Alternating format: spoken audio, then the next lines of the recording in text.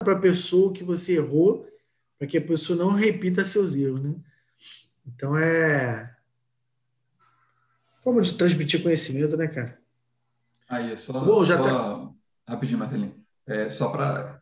Fiz uma conexão aqui, né, com a aula do Coutinho, e aí fiquei pensando, né, como é que seria essa questão da leitura, né, um contrato de uma patacada desse tamanho e tal, mas com text mind? Será que isso aí já não é uma coisa que auxilia? Ele teria que interpretar, cara. Eu não sei se ele já tá nesse ponto. Aí a Eu acho boa que pergunta tá, ali viu? pro. Eu acho que O tá. E bom, assim, já tá no YouTube lá, gente. Vamos começar a aula aqui do Lobão, senão vira bagunça aqui. Tá contigo, Beleza. filho? Falou, Marcelo. O host também, para mim aqui. Ah, é verdade, né? Se botar o rosto complica a guerra, né? É. Rubão, cadê Rubão? Tá aqui, ó.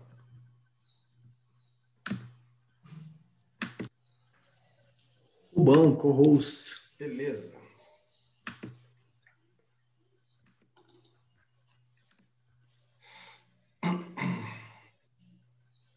Tá contigo, cara. Beleza. Gente, bom dia. Bom, Vamos lá pro eu vou ali porque eu vou pegar a camisa do Botafogo para botar, tá? Só um vai minutinho. lá, vai lá, vai lá. Hoje nós vamos para o nosso quarto encontro, né? Nós já falamos sobre a legislação de futebol, já falamos sobre o Grêmio, já falamos sobre o Flamengo e hoje nós vamos falar sobre o Corinthians. Mas hoje eu queria fazer o nosso encontro aqui um pouco diferente, que eu vou explicar melhor alguns indicadores. Por exemplo, a análise vertical, a análise horizontal, como que é feito, os critérios que são feitos, ao invés de simplesmente comentar os números que estão lá. Que aí vai ficar mais fácil para vocês compreenderem nos próximos, porque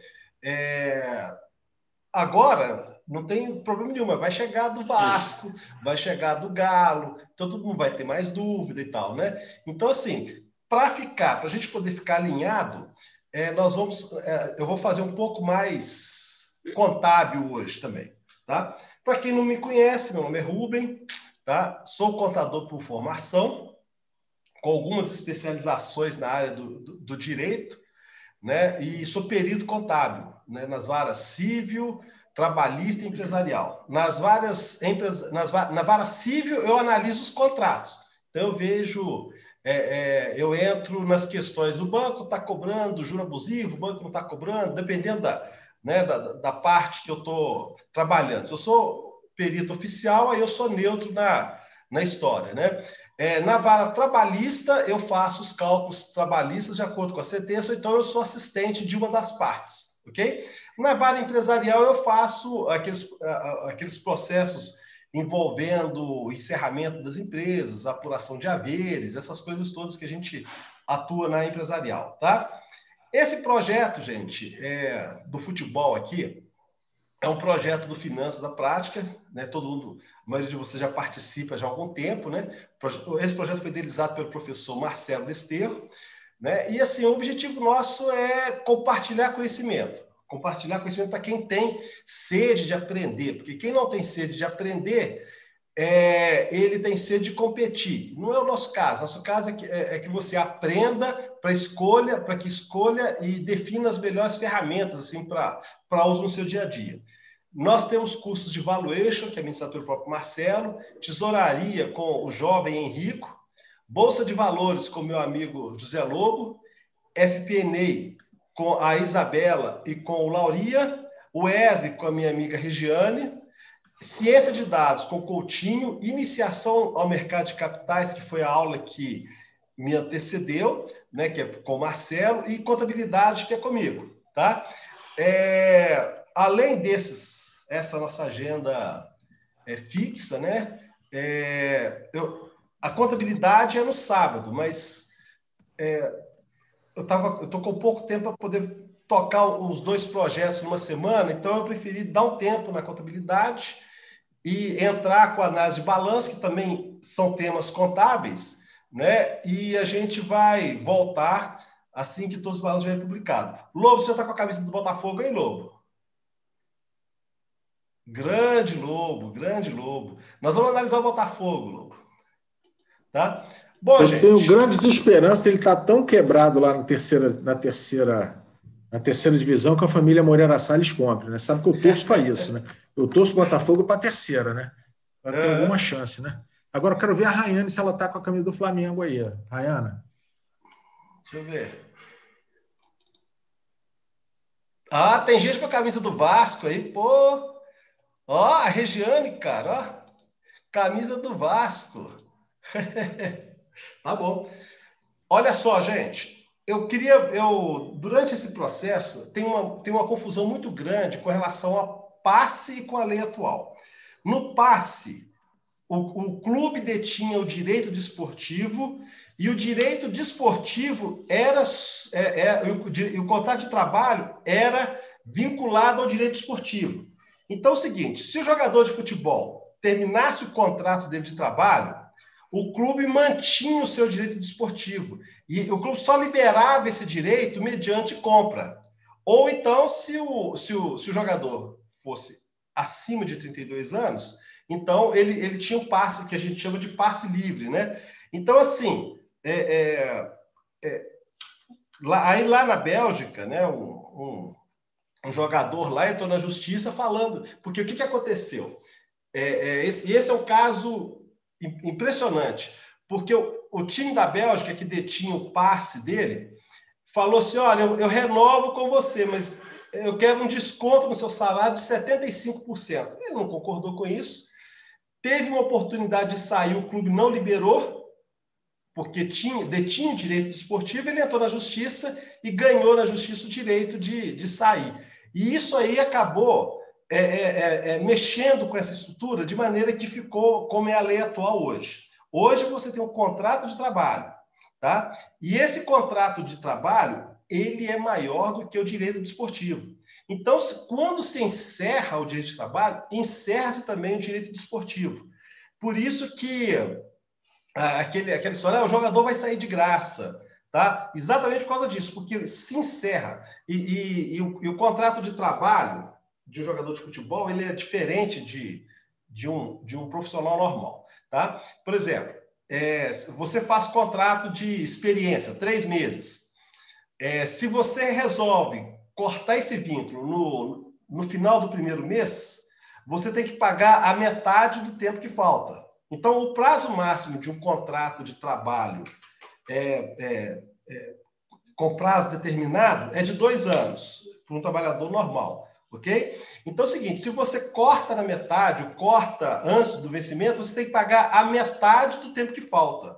Jogador de futebol, não, você faz o contrato. O prazo máximo é de 5 anos e se você quer cortar o vínculo no meio do caminho, você tem que pagar todo o restante do contrato. Então tem uma diferença significativa nisso aí, tá? Você não paga só metade, você paga todo o contrato.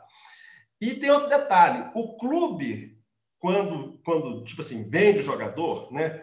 Ele, na verdade, é como se ele estivesse vendendo os ganhos futuros que ele poderia ter com o jogador de futebol, entendeu? Então, ou seja, o ganho na divulgação da marca, o ganho desportivo, todo esse processo seria basicamente uma remuneração pela transferência, pelo final do vínculo do contrato de trabalho, tá? Eu quis colocar isso aí porque no dia eu falei isso rapidamente, né? E aí com essas 2 imagens aí, eu acho que fica claro mais ou menos como que é a relação trabalhista. Alguém tem alguma dúvida, gente, sobre isso? Pode passar para frente? Então vamos lá. Gente. Deu pau lá na hora de fazer. Não, aqui não é Flamengo, não é Corinthians. Não, ainda bem. Corinthians. Então, ok. O Corinthians, o nome aqui não mudou. O Corinthians foi fundado em 1º de setembro de 1910. Ô, Lobo, o que te lembra em 1910, hein? O Lobo saiu aí, mas o hino do Botafogo fala que o Botafogo é campeão desde 1910, né? O Corinthians possui 2 Copas Mundiais da FIFA, né? Uma de 2000 e outra de 2012. Dizem que essa de 2000 não vale, mas oficialmente vale. Uma Taça Libertadores de 2012, um título de Recopa Sul-Americana de 2013, 7 campeonatos brasileiros, 3 Copas do Brasil, um campeonato da Série B e 30 campeonatos paulistas. Possui 75 mil sócios adimplentes, ok? Qual que é o perfil do torcedor do Corinthians? Sexo feminino, 53%. Idade, de 16 a 24 até 60 anos. Ou seja, é um clube que consegue renovar a sua torcida. A escolaridade, grau médio, 51%, superior 20% e fundamental 29%. Tá? Partido político, mais ou menos o perfil dos outros times também. Tá? A preferência por partido seria do PT. E nenhum é a maioria. Aonde o Corinthians, eu me surpreendi nisso daí, quando eu vi a pesquisa, que eu achava que o Corinthians tinha mais projeção nacional. Então, olha só, 56% dos torcedores do Corinthians estão na região sudeste, ou seja, muito forte no estado de São Paulo. Né? Isso me surpreendeu, porque eu achei que a do Flamengo é bem distribuída. Por exemplo, tem muito no sudeste e tem muito no nordeste também. Tá? Eu estou querendo ver como é que é o perfil do Vasco, para a gente ver se você está acompanhando do Flamengo. Tá? Eu acho que sim. População economicamente ativa. Empregados, 75%, e um outro tipo de perfil não ativa, que seriam as donas de casa, os aposentados e tal, 25%. Tá? A renda familiar, de 2 a 3 salários mínimos, é a maioria, né? E basicamente isso aqui. O Corinthians ele é a segunda maior torcida do Brasil, 14%, 29 milhões. Esse número aí, gente, na pesquisa da Folha, é 2% para mais, 2% para menos, tá? Mas eu não estou considerando esse aspecto, estou considerando o aspecto já formal da pesquisa, os 2% mesmo, tá? Então, seriam 29 milhões de torcedores, tá? Desses 29, 12 milhões estão até 2 salários mínimos e a outra metade de 2 a 5 salários mínimos, ok? Então, é o seguinte, o que eu estou querendo mostrar aí, que depois vamos fazer um quadro comparativo, é assim, qual que é o potencial de receita que os times têm e quanto que ele está sendo usado. Então, por exemplo, se o plano mais barato que eles têm é R$17,50, tá? Então, é o seguinte, eles têm um potencial de 751 milhões só com o plano sócio-torcedor, só se conseguisse vender para os torcedores deles o valor do plano, entendeu? Obviamente que sócio-torcedor tem algumas limitações, porque o cara às vezes tem direito a ingresso, um monte de coisa, mas eu estou dizendo assim, tem de potencial de torcida, tá? Ok? Até agora tudo bem, gente? Vamos lá. Balanço patrimonial, tá? Eu vou mostrar aqui para vocês, vou compartilhar agora o balanço de 2020, tá? Vamos lá. O balanço é o seguinte, gente, parecer sem ressalva, ok? A base para qualquer contabilização é o ITG 2003, tá? O ITG 2003, gente, vou falar rapidamente aqui, é uma norma contábil que determina basicamente o seguinte: jogador de futebol contabilizado como intangível, ok?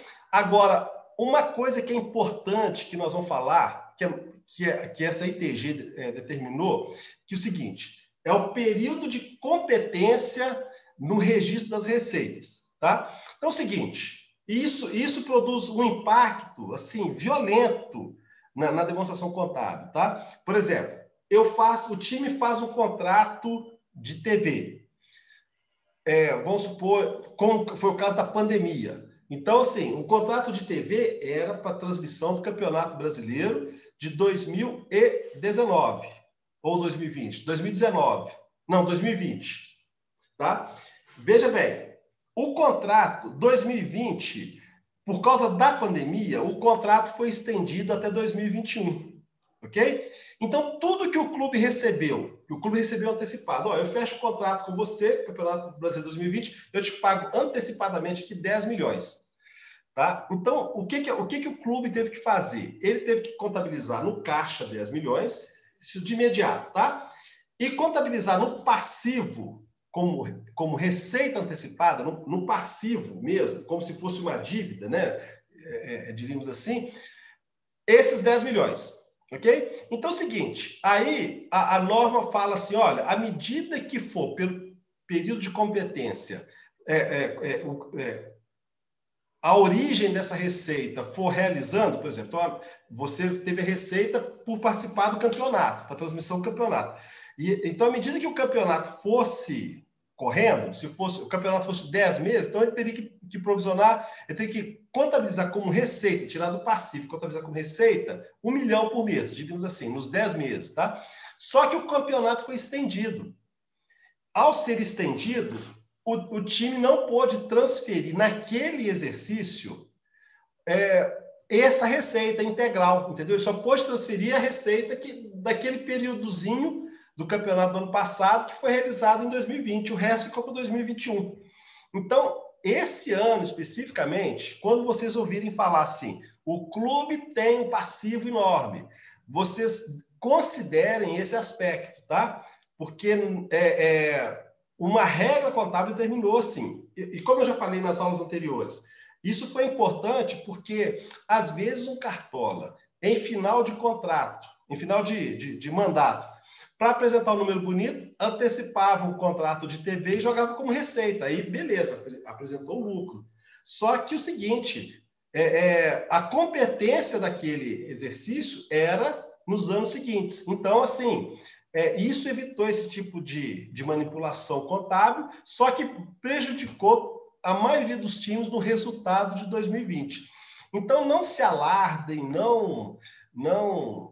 a mídia está fazendo muita coisa, mas assim, a questão é o conhecimento contábil que às vezes falta, ok? Então, não se alardem com isso. Outra coisa importante, gente,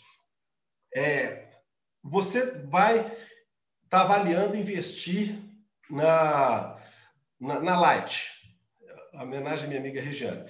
Então, você pega os demonstrativos e a coisa que mais te interessa é a rentabilidade. Você concorda? Porque você está aplicando, você quer saber quanto você vai ganhar de dividendo, quanto você vai ganhar de tudo isso. Então, a demonstração de resultado, DRE e tal, passa a ser a demonstração mais importante para você fazer suas análises de investimentos. Se você investe, se você não investe, quanto que você espera receber, então você faz lá o valuation, etc, etc, etc, tá? Então, isso normalmente. Só que time de futebol, gente, não é assim que funciona. Você, quando investe num time de futebol, você pensa no resultado desportivo e você quer saber como que é o patrimônio daquela empresa. Então, assim, a demonstração de resultado, então falar de EBITDA, falar de não sei o quê, ROIC, falar essas coisas assim, para time de futebol, não é o mais relevante. O mais relevante no time de futebol é o seguinte, como que ele gerencia seu fluxo de caixa e como que está a estrutura patrimonial daquele time. Então, o foco você tira da demonstração de resultado e coloca no fluxo de caixa, entendeu? Que é um outro demonstrativo, que é muito pouco comentado. Então, às vezes a pessoa vai avaliar o time, deixa eu ver quanto que foi a margem EBITDA. Para quê, gente? Isso não funciona. O mais importante é você saber o seguinte, esse clube gera caixa para manter suas operações, para investir na sua atividade desportiva e manter o seu patrimônio atualizado, manter o revigorado, ou investindo. Isso é o que é o mais importante no clube. E é esse foco que a gente está trazendo para vocês, entendeu? Que é um quadro, na minha opinião, o demonstrativo de fluxo de caixa é o mais importante que tem e é o que é relegado ao segundo plano, tá? Então, vamos continuar aqui no nosso balanço aqui, tá? Ok? Então, assim, parecer ser ressalva, Rubem, tá? Rubem. Oi. O Afonso, ele está com a mão levantada. Ah, tá. Então manda bala, Afonso. Desculpa, eu não vi, não. Não, eu achei curioso esse comentário que você fez aí agora, Rui, porque eu venho a pergunta, né? Essa visão que você está falando é para times em geral ou é para a nossa realidade Brasil? Por que eu estou falando isso? Porque eu comprei um livro há muito tempo atrás chamado A Bola Não Entra Por Acaso, do Ferran Soriano, onde ele explica por que eu não sei se era o Real Madrid ou o Barcelona, mas ele explica que a trajetória do Real Madrid ou o Barcelona, não me falha agora a memória, foi uma trajetória Barcelona. de uma empresa. Oi, pode falar. Barcelona, desculpa, só para continuar. Não, eu acho até que foi do Real, cara. Eu vou pegar, não está emprestado, não vou pegar de volta. Eu acho que foi do Real. O Barcelona veio depois, né? Tanto que, não, agora eu tenho certeza, foi o Real, porque o Real, como uma empresa que vende camisa, artigos diversos, ele é muito mais forte, se não me engano, do que o Barcelona. Mas então a pergunta que fica é essa, assim, pelo que você está falando, essa visão somente de fluxo de caixa, ela está muito mais associada a uma realidade dos times do Brasil, porque os times com um viés mais profissional, mais corporativo, né, como Barcelona e Real Madrid, talvez não se aplique. Não sei. Não, o negócio é o seguinte, vamos lá. Existe uma diferença muito grande na concepção, né, de clube de futebol aqui e lá, tá? Os clubes de futebol no Brasil, eles são associações, ok? Então é o seguinte, e como associação, ele tem benefícios fiscais, tá? Que um delas é a isenção do imposto de renda e de tributos federais, imposto de renda, contribuição social sobre o lucro, fim social e PIS, tá? Eu acho que INSS que paga 5%, tá? Então é o seguinte, lá não. Lá os clubes, eles começaram diferente. Eles começaram como empresa, né? E se desenvolveram como um sentido empresarial. Aqui no Brasil está se desenvolvendo com o sentido de associação. Agora, tem um projeto que é Sociedade Anônima, que primeiro, eu não gosto muito desse nome, Sociedade Anônima, mas assim, de converter os clubes para isso. Na verdade, gente, isso para mim é um processo meramente para efeito arrecadatório, porque os clubes vão deixar de ser isentos e tal, tá? Então é o seguinte, Afonso, eu estou dizendo exatamente para a nossa realidade. A nossa realidade nós somos, os clubes são formados na forma de associação, né? Pelo menos assim, até hoje. Alguns clubes, por exemplo, como o Atlético Paranaense, tem uma SA, mas para gerir o estádio de futebol, entendeu? Não, o clube é uma associação, entendeu? Então, por isso que eu estou falando assim, na nossa realidade, na minha opinião, para você cobrar dos gestores, você tem que cobrar deles primeira coisa, o ganho desportivo. Quando eu digo ganho desportivo, eu não estou dizendo que o time tem que ser campeão todo ano, não. Mas o time tem que disputar todo ano, entendeu? Ele tem que ser competitivo, tá? Por quê? Para fortalecimento de marca, tá certo? Eu vou dar um exemplo aqui, que eu sempre falo isso. Ronaldinho Gaúcho veio jogar no melhor time do mundo, né, que é o Galo. Aí o presidente do Galo falou o seguinte, que marketing para ele era bolinha na casinha. Cara, você tem um Ronaldinho Gaúcho, você tem um potencial de mercado, de venda de produto, que é um negócio impressionante. Você vai restringir sua área de marketing por quê? Entendeu? Por que você não vai investir no fortalecimento da sua marca, no aproveitar o jogador de futebol para poder fazer esse tipo? Ou seja, nós tivemos ganho com o Ronaldinho Gaúcho, né? Temos Libertadores, temos um monte de coisa assim. Ajudou na marca, né? Já participamos do Campeonato Mundial com ele.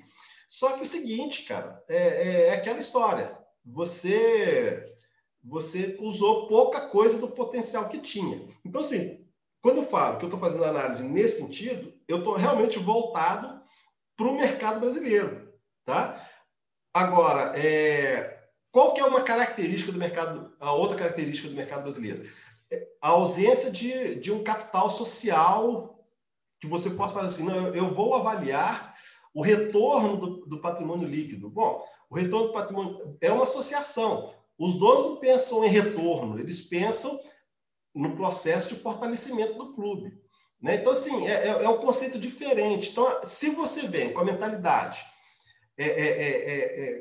empresarial, você acaba visualizando coisas que tendo uma visão distorcida do fato, da realidade. Outra coisa importante, teve um encontro, acho que uns 2 domingos atrás, que o palestrante falou uma frase importante, né? E que eu penso que todo analista, né, deveria refletir. Porque é o seguinte, o que acontece? O cara produz análise. Aí ele coloca lá 300 páginas para a pessoa ver, né, para o chefe lá e tal, na esperança de que o cara pince um ou outro indicador. Eu já acho o seguinte, a análise de balanço, cara, é assim, se você usar 10 indicadores, você já atinge seu objetivo, entendeu? Por isso que é importante você conhecer o objeto daquilo que você está fazendo, daquilo que você está analisando, conhecer a regulamentação, tá certo? E principalmente ter a visão contábil, porque às vezes a gente vê pessoas fazendo análise de balanço sem a menor visão contábil, então acaba trazendo distorção. Então o cara não sabe o que produzir, produz milhões de indicadores lá e, chefe, você pega qualquer um aí e tal, né?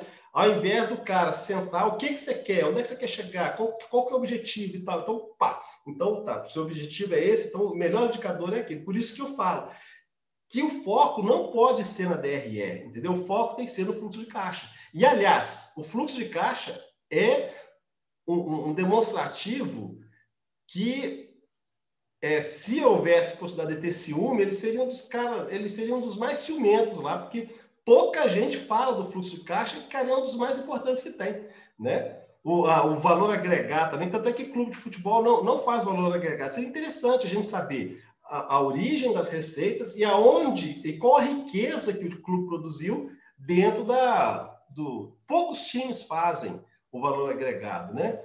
Ok? Afonso, eu acho que eu fui prolixo, mas eu consegui responder? Perfeitamente. Nada a acrescentar. Não, beleza, obrigado. Vamos em frente aqui, gente.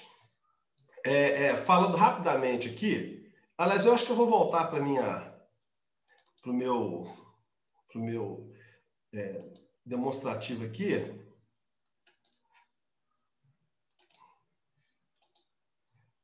Tá? Olha só, o que eu venho falando desde que eu fiz do Grêmio. Nem todo passivo é despesa. Então, aquilo que a gente falou sobre o ITG, então, olha só, 23% do passivo do Corinthians é receita que ele vai apropriar o mês seguinte.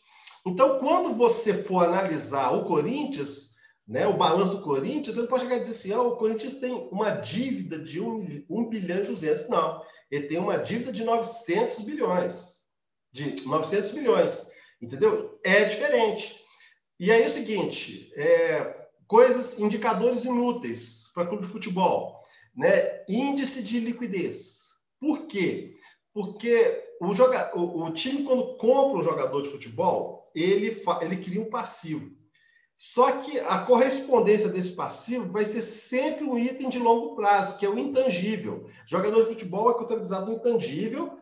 Tudo que o clube gasta nele, e tudo que o clube gasta na formação do jogador, ele contabiliza no intangível.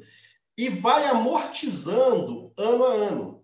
Entendeu? Assim, como se fosse uma depreciação. Então, ou seja, o Real Madrid, o índice de liquidez dele é 0, alguma coisa. Nós estamos falando de Real Madrid.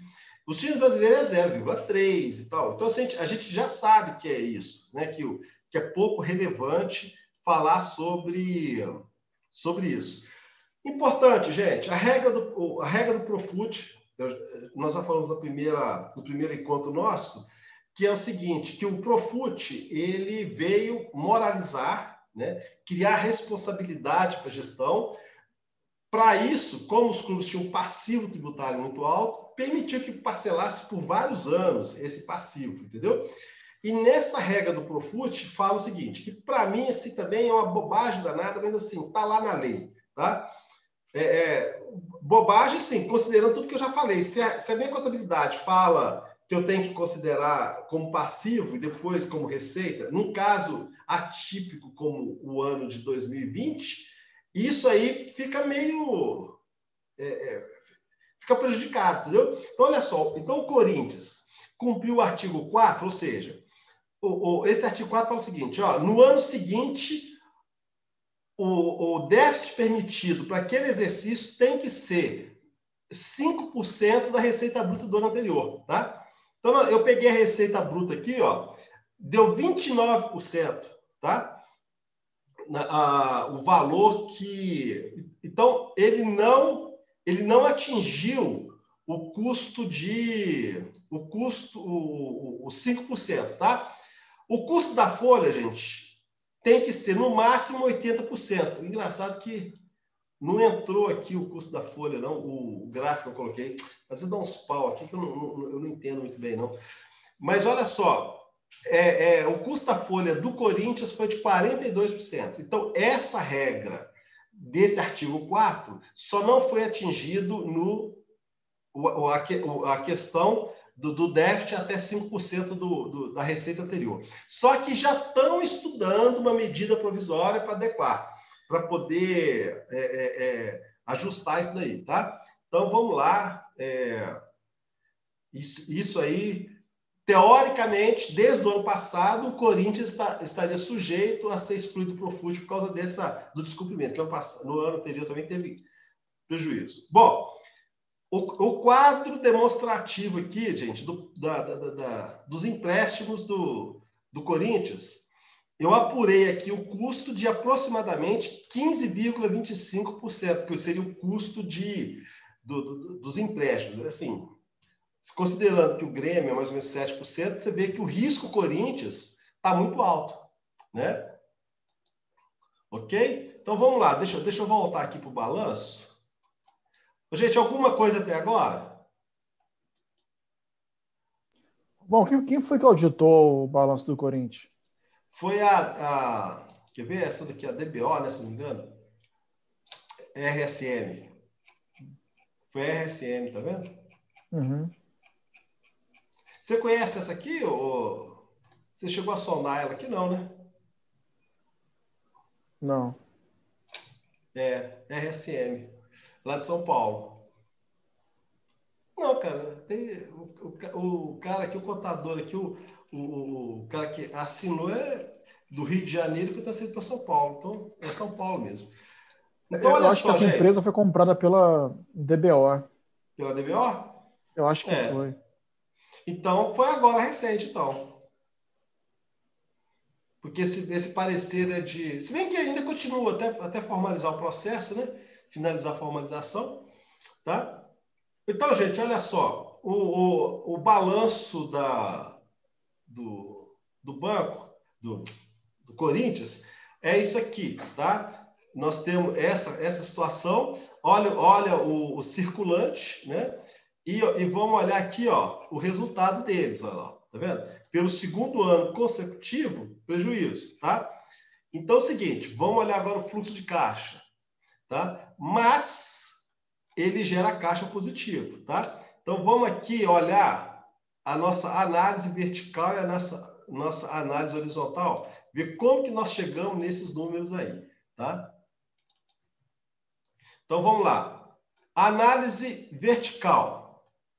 Vamos começar por ela, tá? Deixa eu botar uma cor preta aqui para facilitar a visibilização aqui. Olha só, gente. Como que eu faço uma análise vertical do balanço? Gente, olha só. Esse aqui seria o balanço da forma com que foi apresentado, tá? Vocês estão vendo? Foi apresentado dessa forma, tá? De 2005, assim, normal. Eu reclassifiquei muita coisa para fazer análise, tá? Eu reclassifiquei da seguinte forma. Eu considerei ativos monetários. São aqueles ativos que convertem dinheiro, que tem expressão monetária em dinheiro, ok? Então, eu considerei isso como circulante, não circulante, e considerei não monetários, tá? Coloquei aqui o intangível como ativo não monetário, só para a gente ter uma noção, tá? E eu coloquei ativos contábeis. Da mesma forma com que eu tenho ativos passivos que vão ser receita no ano seguinte, eu tenho ativos também, só que o valor é bem menor, tá? E ativos vinculados, que esse ativo de depósito judicial, basicamente, curto prazo e longo prazo, eu fiz essa separação porque isso aqui é um ativo que não é ativo ao mesmo tempo, né? Assim, você não tem o controle sobre ele, o aspecto de controle. Você tem, você deposita em juízo e está vinculado a um determinado processo, tá? Se você perder no final, você é reembolsado. Se você ganhar, você é reembolsado. Se você perder, dependendo do valor, você abate disso daí. Eu fiz a mesma coisa com o passivo, tá? E eu fiz essa análise porque eu achei importante separar. Por exemplo, eu considero como passivo oneroso os tributos parcelados, tá? Porque o clube usou desse dinheiro no passado para poder fazer capital de giro, tá? Então, olha só, eu tenho aqui minha análise vertical. Na análise vertical, gente, você considera no ativo o total do ativo como 100%, ok? Então, o que a gente observa do balanço? Contas a receber é o valor mais relevante, tá? Logo depois, nós temos o intangível e outra coisa. O Corinthians é um time muito imobilizado, tá certo? A gente vai fazer depois um quadro demonstrativo, mas veja bem, o Corinthians vinha 10% do seu ativo era relacionado ao jogador de futebol, ok? E evoluiu, ou seja, ele começou a investir nos jogadores de futebol gradativamente, tá? Até chegar aqui a 20%.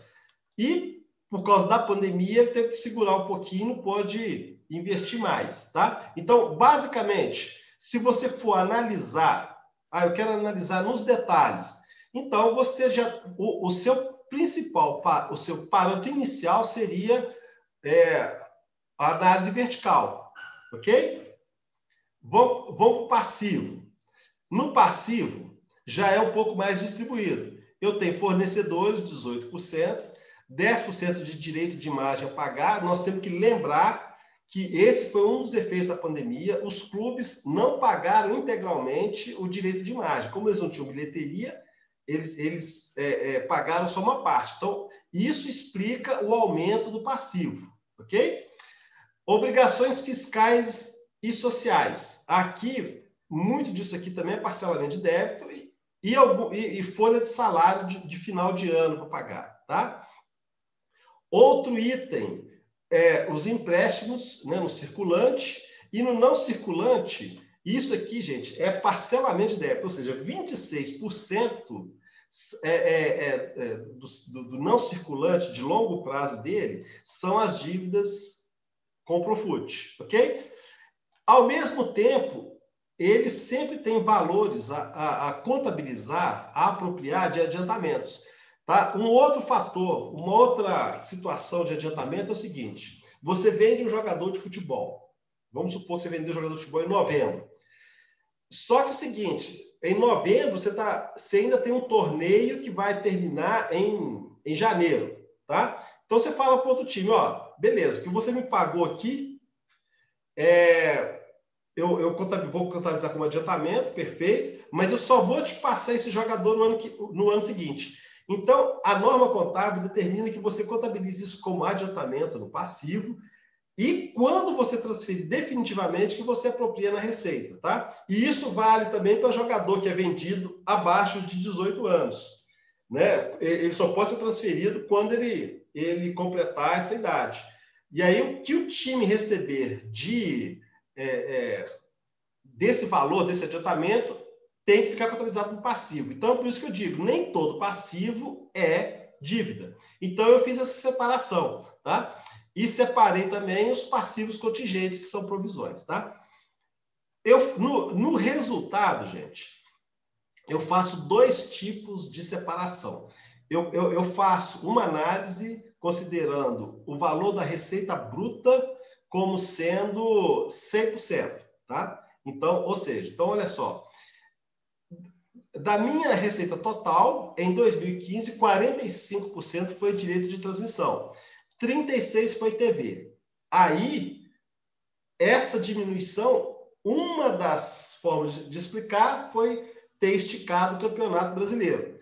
Tá vendo como é que você, entendendo a legislação, entendendo o que aconteceu, fica mais fácil de você explicar os números? Né? Porque, teoricamente, qualquer pessoa poderia dizer, mas peraí, por que caiu de 48 para 36? Está explicado porque parte dessa receita está no passivo. Né? Patrocínio e publicidade caiu mesmo, porque realmente houve, com os estádios do jeito que estava, houve menor publicidade da marca, né? Receita com direito federativo, gente, com repasse federativo, que representou 42%, é transferência de jogador, basicamente. Ok? Então, você vê o seguinte, o impacto desse exercício, tá, foi de 42%. Então, assim, aqui, quando você faz análise vertical, não importa inflação ou não inflação, tá? Porque você tá fazendo uma análise vertical, com ponderação dos números. Então, veja bem, eu não considero, é um outro aspecto, que receita de repasse de jogador de futebol seja uma receita não recorrente. Primeiro, é objeto dos clubes fazerem essa transação. E segundo, na minha opinião, essa transação diz muito sobre a qualidade do ativo que o time tem. Entendeu? Então, quanto melhor o ativo, eu estou dizendo em termos de jogador, porque jogador de futebol, gente, é assim, você contrata um jogador de futebol, né? Teoricamente, o time melhora a competitividade, melhorando a competitividade, melhora a receita, né, publicitária, melhorando a receita publicitária, aumenta o caixa, aumentando o caixa, o time pode investir. Então, todo mundo entende isso como círculo, mas isso não é círculo, isso é espiral. Ok? Então, quando você começa de melhor para investir, você repete esse círculo, mas com um nível acima. Então, é uma coisa espiral, tá certo? Então, é o seguinte, isso é o motivo que eu não considero receita não recorrente. E, na verdade, se você pensar bem, todos os times têm, na média, 30% de receita de venda de direito federativo. Eu fiz essa análise com e sem, eu vou mostrar para vocês depois, tá? Custo da atividade de futebol. Aí é o seguinte, beleza. Aí eu mudo o foco. Quando eu vou fazer dos outros indicadores, aí eu já coloco a receita líquida, tá? Então, olha só, eu considero a receita líquida como 100%, e aí eu faço as ponderações. Olha o prejuízo, olha o custo com a atividade de futebol, como que foi alta nesses 2 anos, entendeu? 122%. Então, aqui a gente já sabe que já teve prejuízo, tá? Então, a gente já vai vendo aqui, ó, que o superávit líquido foi de menos 31% e o resultado, o déficit do exercício, foi de menos 52 e menos 28,99, tá? Ou seja, isso aqui não está relacionado à dívida. Você vai dizer assim, mas a dívida está sufocando o Corinthians. Não sufocou, porque ele já teve déficit operacional, entendeu? Menos 22%. Então, assim, o problema foi exatamente o custo. Aqui, olha como é que aumentou o custo de pessoal, entendeu? No exercício, né? Como que foi o impacto, o repasse de bilheteria para fundo, né? Que é um custo lá da bilheteria. Provavelmente deve ter sido alguma decisão que determinou que ele carregasse esses déficits. De qualquer forma, isso não foi o suficiente, né?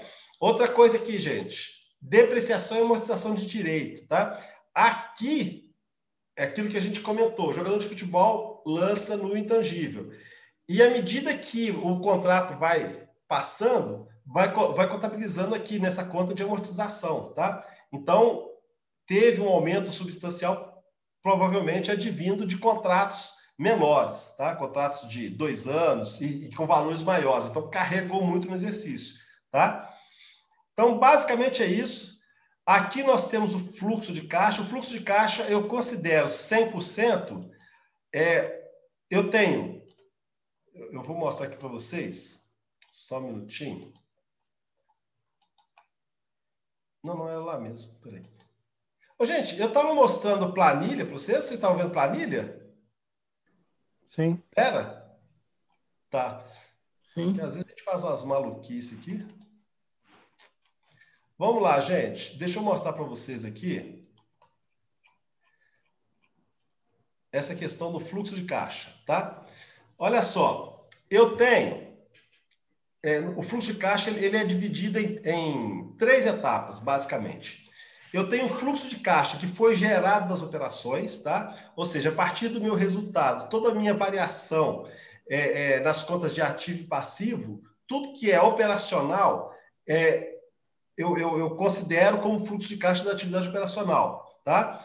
Eu tenho caixa de investimento. O que é caixa de investimento? É tudo aquilo que eu utilizei para poder investir ou no meu ativo imobilizado ou no meu, no caso, comprando jogador de futebol. Então é o seguinte, eu considero isso aí como investimento, tá certo?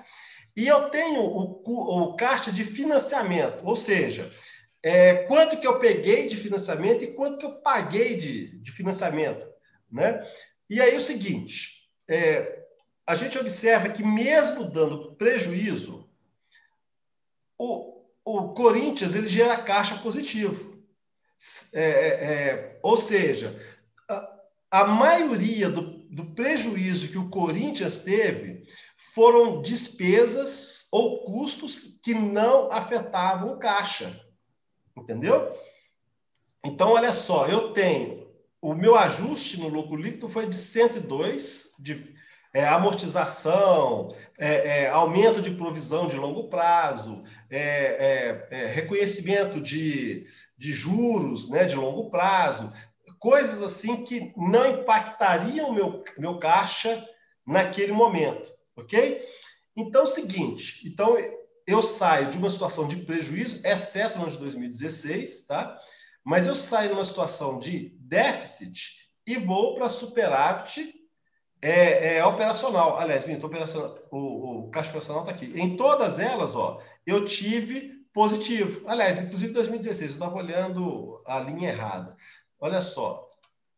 Entendeu? Então, de certa forma, eu posso afirmar que as operações do Corinthians, elas, na sua maioria, são ou recuperação de investimento ou provisão para eventos futuros, ok? Que não impactam o resultado, tá? Até agora tudo bem, gente? Para entendimento desse demonstrativo? Tá? Bom, eu tenho caixa de investimentos. Então, veja bem que em 2019, o Corinthians investiu mais na compra de jogador, tá? E eu tenho caixa de financiamentos, ou seja, entre novos empréstimos e pagamentos, o Corinthians ele recebeu mais, ele fez mais financiamentos em 2019 e pagou mais em 2020, tá? No final, o caixa gerado foi isso aqui. Então é o seguinte, a minha pergunta né, eu gosto de fazer isso aqui de acordo com, usando o conceito de pergunta e resposta. O clube gera caixa para pagamento das dívidas bancárias e Profut? Então é o seguinte, a geração de caixa operacional do Corinthians chegou a 30% das dívidas que ele tem ou de empréstimo ou do Profut, ok? Então, teoricamente, parte daquele, é como se fosse o EBITDA, né? Parte daquele, dos empréstimos pode ser coberto pelo caixa líquido. Então, ele gera caixa operacional para isso. Em quantos anos? Ou seja, pela geração de caixa, se ele aplicasse toda essa geração no pagamento da dívida, em 3 anos ele quitaria. Ok? Vamos lá. Segunda pergunta. Qual a proporção que o clube gera de caixa para pagamento do passivo operacional e em quanto tempo? Então, aí eu tô pensando assim, eu tive caixa, eu tive geração de caixa, eu tenho passivo. Como qual percentual desse passivo eu consigo pagar? Só 14% e em 7 anos que ele pagaria todo o passivo dele, que aí seria passivo de jogador, várias outras coisas, tá? Em qual proporção o clube gera caixa para investimento no time imobilizado?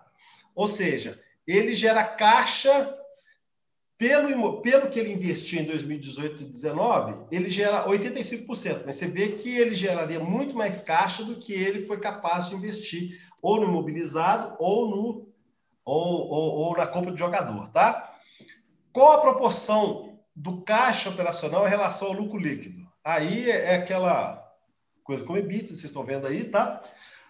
Um indicador interessante aqui é que o Corinthians, ele investiu, né, por causa da estrutura dele, tal, ele investiu muito pouco no imobilizado. Exemplo disso aqui, ó, isso aqui conta quantos dias o time conseguiria girar o seu dinheiro sem precisar investir nos seus ativos, né?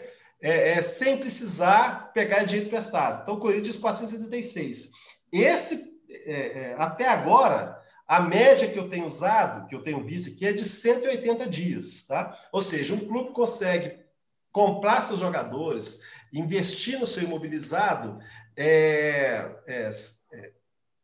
e sem depender de empréstimo, 176 dias, ok? No caso do Corinthians, não, porque ele investiu pouco, né? Ele tem, o foco dele deve estar sendo, por causa do problema da arena lá, que ficava ficando muito caro para ele, né?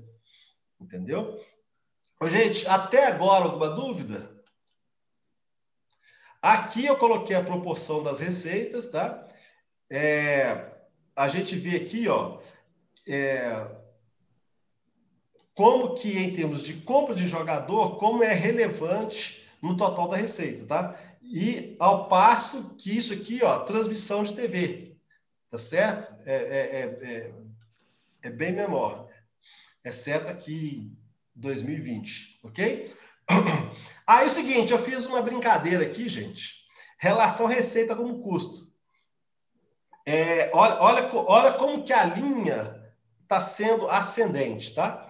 Então é o seguinte, a gente vai esperar o de 2021, mas teoricamente o Corinthians está com problema da estrutura de resultado dele, né? O custo dele está sendo maior e pelo jeito vai se manter, né?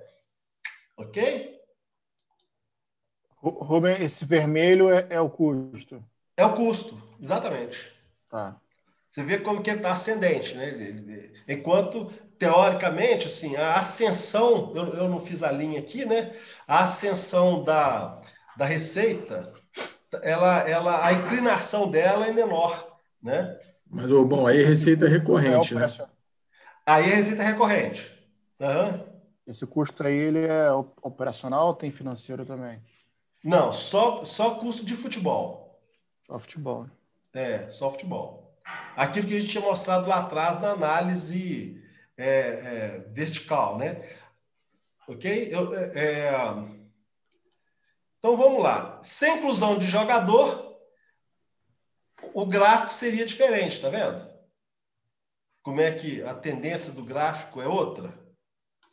Ó, como é que cai? Tá vendo? Porque é o seguinte, se você vai considerar receita vamos supor, que igual o pessoal fala, receita não recorrente, venda de jogador. E, na verdade, a gente vê que não é. É uma média de 30%.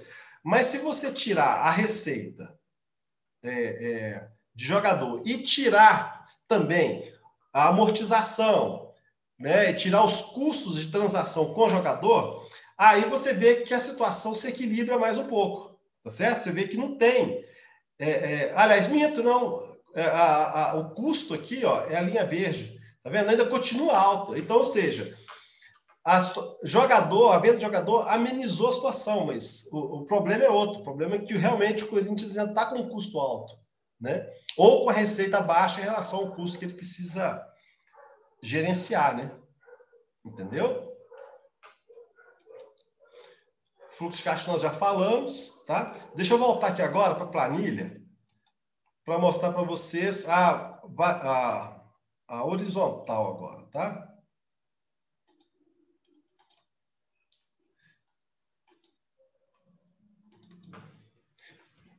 Gente, na horizontal eu já faço algo diferente aqui, tá? Na horizontal eu atualizo os números pelo IPCA, tá? Então, ou seja, aqui seria variação real. Então, você vê que isso aqui com relação ao ano anterior, por exemplo, teve um ganho de caixa muito grande. Provavelmente deve ter sido contratos, porque antecipação de contrato e antecipação de venda de jogador, que isso causa um impacto no caixa forte, tá? Contas a receber de venda de jogador teve um crescimento, né, aqui no ativo, né? Deixa eu ver aqui, o intangível, que é o que mais que a gente viu lá, que você vê que está tendo uma leve desmobilização, tá certo? Olha só, menos 4%, menos 3%, menos 5%. Ao passo que está tendo um crescimento no intangível, ou seja, ele começou a investir no clube, levou um craque, né, que é como é que é aquele batedor de falta mesmo, gente? Que saiu aqui do Galo? Esqueci o nome dele. Levou o Casares, né, que é outro craque também e tal. E aí é o seguinte, beleza, então vamos passar para frente. Fornecedores teve um crescimento, mas não é relevante, tá? Direito de imagem a pagar, olha, teve um crescimento de 139,8%, tá? Vamos ver agora empréstimo. Obrigações fiscais aumentou 92,93%. Isso pode ser, assim, ou um novo parcelamento, ou então algum acerto que o pessoal fez lá para poder pagar direito de imagem a longo prazo. Pode ter sido isso também, porque o crescimento foi muito grande aqui, tá? Não, isso aqui está no... gente, desculpa, isso aqui está no... Não, isso aqui é parcelamento de débito que ele tirou do longo prazo e jogou para o curto prazo. Ou seja, então a tendência dele é pagar bem mais o ano de 2021, tá? E teve um crescimento de obrigações fiscais e sociais de 37%, tá? As outras coisas... houve um crescimento. Ele fez uma provisão para contingência muito grande. Exemplo disso é que, olha só, a gente tem aqui provisão para contingência.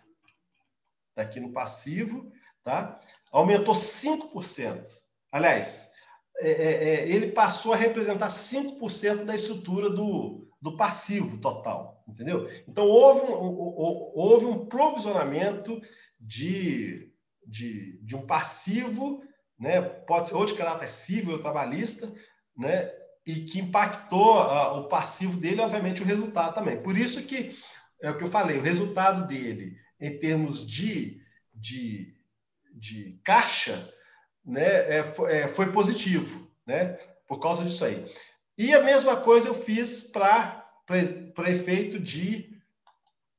Gente, quando vocês forem fazer análise horizontal também, gente, muito cuidado, porque a análise horizontal não é soma das parcelas que estão embaixo. A análise horizontal, porque às vezes você tem uma parcela aqui, ó, 300%, tá?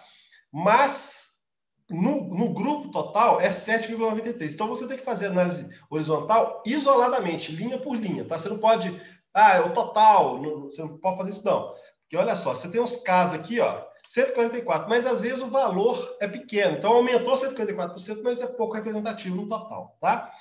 Então vamos lá. Teve uma diminuição do custo, apesar do prejuízo muito grande que ele teve, tá? Olha lá, o que a gente falou da questão da transação com o atleta, tá vendo? Olha lá como que aumentou sensivelmente o custo de venda com a aquisição de atleta. Ou seja, eu tinha um ativo meu lá, um jogador, um craque, que eu desembolsei que o valor do ativo dele era, por exemplo, sei lá, 10 milhões, tá? E não estava amortizado. Quando eu vendo, eu trago para essa conta aí, o valor não amortizado, ok? Para dar baixa no meu ativo, tá? Basicamente é isso. Despesa administrativa teve um aumento grande, mas deixa eu ver qual que é o peso dela. É pequeno, né? Seria de menos 4%, né? Que seria um pouco Não é muito representativo, não. Então, não chama atenção o fato de ter aumentado desse jeito, não, tá? Ok? E o fluxo de caixa, gente, tá? Direito de imagem, olha o tamanho, mas é porque foi um número representativo que não impacta a soma. Então, é o seguinte, eu tive aumento no caixa, tá? Eu reduzi os investimentos no ano de 2020 e eu aqui no caso, eu reduzi, né, o valor que eu tive de financiamento, tá? Beleza? Então, gente, basicamente, vamos voltar aqui para o nosso slide. Basicamente, seria isso, tá? A situação do Corinthians, eu fiz alguma comparação.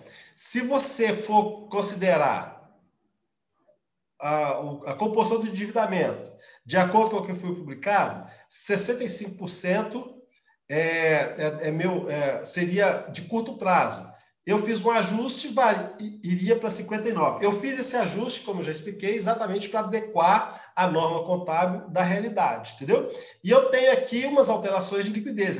Ele teria até liquidez geral positiva, né? Se você expurgar todos aqueles efeitos, tá? Vamos lá. Ô, gente, eu acho que é só. Em resumo, a situação do Corinthians. Primeiro eu vou falar o merchan de amanhã, tá? Amanhã, o nosso encontro vai ser com Anderson Dutra. Ele é sócio da KPMG, no Escritório do Rio de Janeiro. Ele é colega de trabalho nosso, então, né? Formado em ciências contábeis, etc, etc, etc, tá? Então, amanhã, às 8 horas, esse encontro é imperdível, né? Ele vai falar sobre, provavelmente, os efeitos da pandemia e etc, né? E as mudanças que está tendo no mercado de trabalho nessa área de auditoria também, tá? Então, eu acho interessante, né? E amanhã, então, 8 horas, é com o Anderson Dutra, tá, gente? Esse sabe pouco de contabilidade, né? Amanhã eu vou ficar calado para aprender um bocado, tá? Então, gente, basicamente é isso. Na minha opinião, é o seguinte, o Corinthians ele tem uma alta imobilização e que, assim, em termos de patrimônio, dá pouca margem, tá?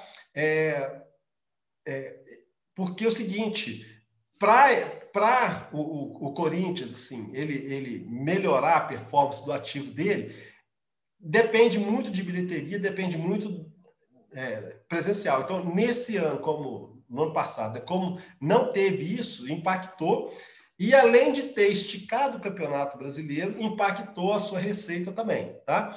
Então, assim, a gente percebe que o Corinthians vem investindo em time de futebol, a geração de caixa é positiva, então já é um bom sinal, tá? Assim, para a gestão de caixa, e é significativamente positiva, ok? Então, assim, basicamente, analisar o Corinthians seria isso. Então, eu passo para vocês, se alguém tiver alguma dúvida, algum comentário. Então, semana que vem, se eu já tiver o do Vasco, vai o do Vasco. Se eu tiver o do Galo, vai o do Vasco e do Galo, entendeu? E assim, aí a gente já começa a falar de time top, ok? Aí, teve ontem não, anteontem, o Galo Business Day, né? Exatamente. Eu vou comentar sobre esse negócio aí amanhã. Mas isso, cara, é evento para torcedor, cara. É marketing. Tipo, gente, a Rayana tá aí. Mas, Rayana, você tá com a camisa do Flamengo? Ô, Rubem, porque eu até tentei comentar na hora, mas eu não consegui levantar a mão, mas eu ainda não entendi como é que levanta a mão nesse negócio. Que eu, quando fui a Barcelona, mas eu fui lá na lojinha lá do Barcelona, vendi até pirulito do Ronaldinho Gaúcho. Impressionante. Bala. Era a cara do Ronaldinho Gaúcho para tudo que era canto, assim. Uma coisa absurda, deviam ganhar uma grana com aquilo. Gente, do ídolo ao cubo. O segredo do time de futebol uma loja assim, um negócio assim, enorme assim de venda. Tipo essas lojas da Apple, né? Cara, assim, mas só que a da Apple eu não conheço, mas era um troço assim impressionante. Eu fiquei assim impressionada, queria comprar tudo, né? Não, gente, assim, é como eu falei, assim, né, analisando o Ai, Flamengo, torcedor adora um negocinho, gente, assim. então, tipo assim, você foi a Barcelona e trouxe algo de lá, entendeu? Nem que seja a foto do Ronaldinho em 3D, uns negócios A linha do malucos assim, Ronaldinho. né? Que é caro, né? Pra gente é caro. Gente, o negócio é o seguinte, nós temos um time no Brasil que eu comentei na aula passada, que uma colorada, que é o Grêmio, que uma colorada falou assim, do Grêmio eu não quero nada, só o presidente do Grêmio, né? Então, assim, os clubes, principalmente depois do Profut, com as exigências do Profut, os clubes, assim, e esse é o nosso trabalho aqui, quando a gente analisa não de forma crítica, né? Assim, a gente brinca como torcedor e tal, mas o objetivo nosso, gente, é conscientizar para que os clubes, assim, comecem a pensar como, ok, é uma associação, então, ok, eu tenho que cuidar do patrimônio. E o que é cuidar do patrimônio? É alavancar receita, é intangível, que, na minha opinião, é o mais forte, né? E cuidar de maneira que toda geração de caixa seja positiva. Porque tem muito time que a gente até usa até de forma de brincadeira, né? Que usa a concentração como spa. Então, assim, o jogador fica lá, come, bebe, faz ginástica, tal, piscina, mas na hora que entra em campo, não corresponde ao investimento do clube. E isso, cara, isso é extremamente prejudicial, né? Assim, nós vamos, até no final do curso, apresentar a rentabilidade desses ativos. Assim, cara, você vai ficar impressionado, né? Como que é subutilizado os ativos. Então, assim, cara, é consciência mesmo da necessidade de aprimorar os controles internos, de aprimorar as contas, de cuidar da associação como negócio, né? Porque a gente vê muita associação como ninguém é dono, né? Pode falar, Afonso. Não, Rubens, você falou um negócio interessante aí agora, e antes você também tinha falado sobre isso, me causou uma curiosidade aqui. É a primeira que eu estou vindo, então não sei se eu estou atrasado, tá, mas me pode perguntar. A gente vai, de alguma forma, ver como se faz o valuation de um ativo desses? Olha, o negócio é o seguinte, nós temos 2 universitários top e alguns em formação. Mas esses 2 universitários top chamam-se Marcelo Desterro, né, e Carlos Campani. Cara, depois do final desse negócio aqui, eu vou falar para os 2 aqui, gente, ó, vamos fazer o valuation desse negócio, me deixa sozinho. Como diria Collor, não me deixe só, né? Vamos fazer. A ideia é, não de todos os times, tá, gente? Um ou outro, uns 5, do Galo, né, que é o mais importante de todos, provavelmente, mas assim, nós vamos fazer, né? Eu acho que tinha que ser sorteio. Pode ser, não tem problema. Porque na verdade é o seguinte, os times eles têm estrutura diferente, né? Eu já começo a ver, por exemplo, aí, ó, galão da massa. E aí é o seguinte, o que eu percebo alguns times têm melhor informação do que outros, entendeu? Então, por exemplo, tem time que talvez a gente não consiga fazer mesmo sendo um time interessante, porque não tem informação, e nem sempre. Eu já liguei para times pedindo mais informação, alguma coisa, eles não dão, eles não passam, entendeu? Né? Então, assim, se tiver informação, aquele que tiver informação, a gente seleciona, eu passo para os 2 universitários, eles me ajudam nisso daí. Né?